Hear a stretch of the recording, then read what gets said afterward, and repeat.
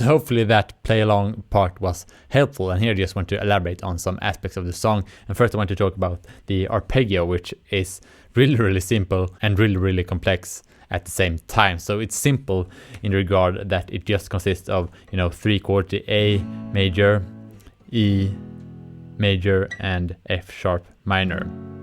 And then you just pick some notes from those chords, and sometimes you add some other notes as an arpeggio. But what makes it really complex is that John does a lot of improvisation, and that in of itself usually isn't a problem, because for many other of his songs you can get away with playing along to the song without doing those improvisations, and it will still sound good. But in this case the improvisations really stand out in the song, so I found that if I don't play the exact same improvisations when I play along to the song, it doesn't sound good to me. So what becomes really hard then is to remember everything that he does. But at the same time that can be really fun and a good way to practice your memory, and also when you play along to the song you will start to listen more closely to the notes that he plays in order to remember them. So it's really good for ear training as well. And I definitely think it's doable to do all of his improvisations like he does it, and I think it will really put you in a flow state, the more and more you practice and try to remember it. So I think that can be a really fun challenge. And then we get to the strumming part, and at the core the strumming pattern is quite straightforward. So down, down, up, up, down, like this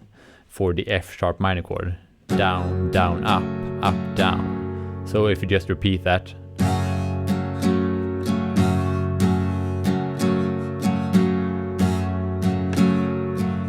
we essentially got the whole pattern. And then for the other parts in the tab, I maybe simplified it a bit too much because I just wrote 2 down strums of the whole chord.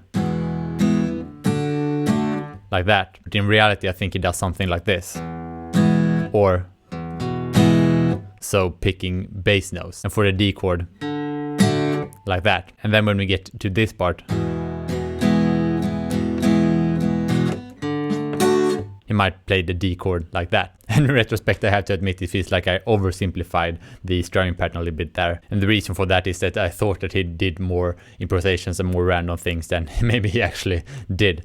But at least I could add my thought on this here. And even though the strumming in the tab is simplified, I still think it will sound good when you play along to the song, even though again John maybe does it a bit differently like I just said. So yeah, that is the lesson, and this was another request that I got in the comments, so please feel free to leave more opinions in the comments on what you like to see.